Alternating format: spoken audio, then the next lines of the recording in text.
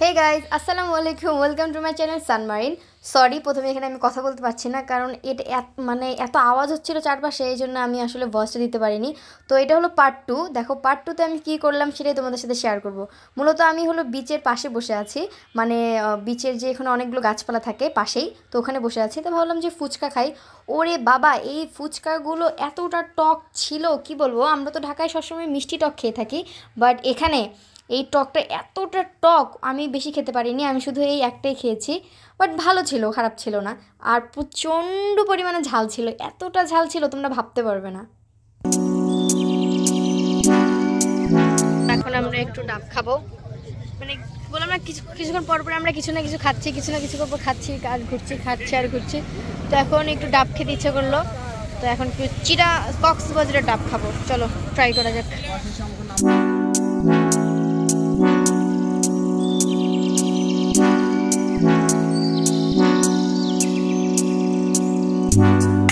Can't see the issue. Sweet, ভালো ভালো, খারাপ না।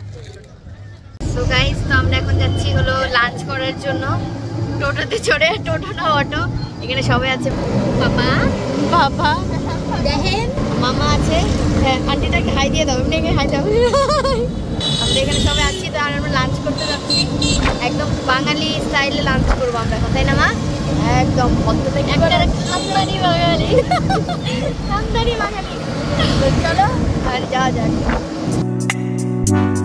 Yeah, believe me, I need to keep myself in line, but I don't need to kiss you.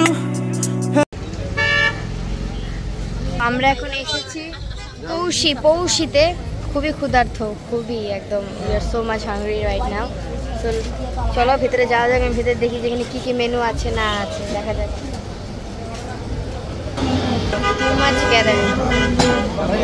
আমি মেনুটা নেওয়ার সময় আমি আসছি। তোমরা তো রেস্টুরেন্টের নামটা দেখতেই পারলে যে কি রেস্টুরেন্টের নাম। এখন পর্যন্ত খাবার আসেনি। আমাদের সালাদ দিয়েছে। তুমি তো প্রথমে সালাদটা খেলে, কেমন মা? ভালো। আমাদের প্লেট দিচ্ছে। Baby, that's just fine. Don't know what I'm doing. Feel like I am going crazy. Keep it down. You look. চলে এসেছে ভর্তাগুলো, একবার দেখিয়ে দিই কি কি ভর্তা। ওয়াও, এটা দেখেই এত ভালো লাগছে। দেখাই।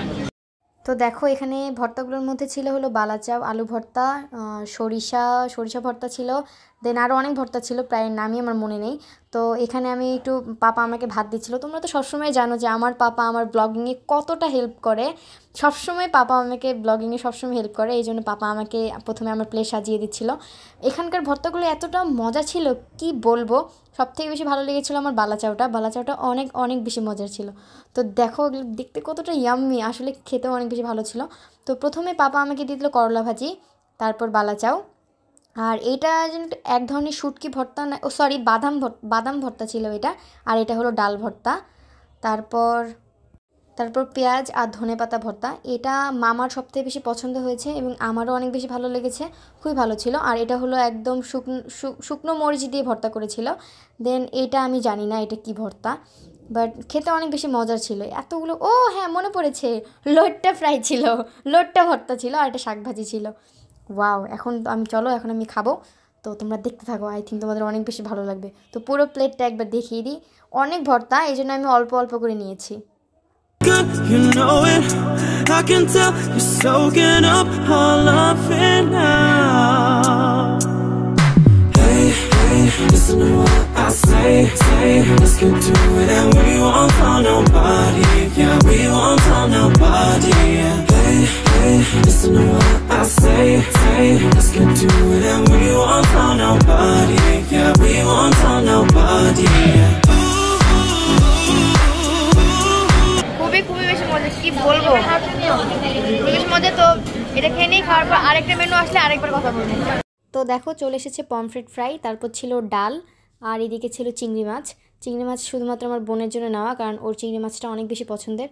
আর এই প্রথম মনে হয় আমি পমফ্রেট ফ্রাই এত ভালো খেলাম, এতটা মজার, ওরে বাবা আমি কি বলবো। আর আমার ভর্তাগুলো এত ভালো লাগছিলো, আমি বারবার এটা দিয়ে খাচ্ছিলাম। তারপর ছিল লোটে ফ্রাই, আল্লাহ এই লোটে ফ্রাইটা এতটা মজার কি বলবো। তারপর ছিল বড়য়ের আচার আর ডাল। তো চলো বেশি কথা না বলে খাওয়া যাক, কারণ কি বলবো এতটা মজার আমার বলার ভাষা নেই। তো খাওয়ার পর ভাবলাম যে একটু কক্সবাজারে একটু ঘুরে দেখি। তো আমরা একটা রিজার্ভ একটা অটো নিয়েছিলাম, সেই অটো নিয়ে আমরা চলে যাচ্ছিলাম আরেকটা বিচ দেখতে। এই বিচটা আমার এত ভালো লেগেছে, আমরা প্রায় এখানে আধা ঘন্টার মতো ছিলাম, খুবই ভালো লেগেছে। তো আশা করি তোমাদেরও ভালো লাগবে। তো চলো আমার সাথে যাওয়া যাক।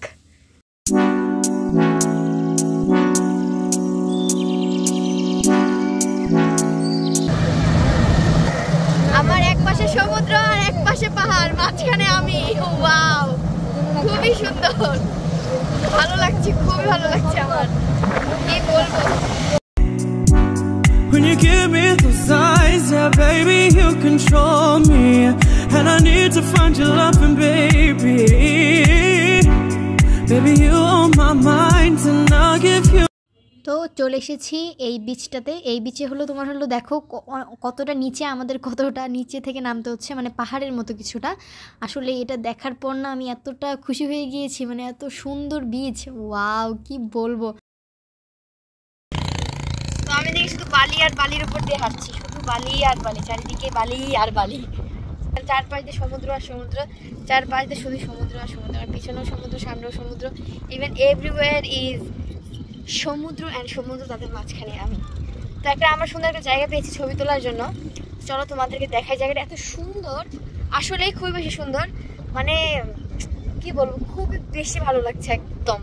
My body, don't know what I'm doing, feel like I am going crazy, keep it down, keep it down. You look good, you know it, I can tell you're soaking up all of it now.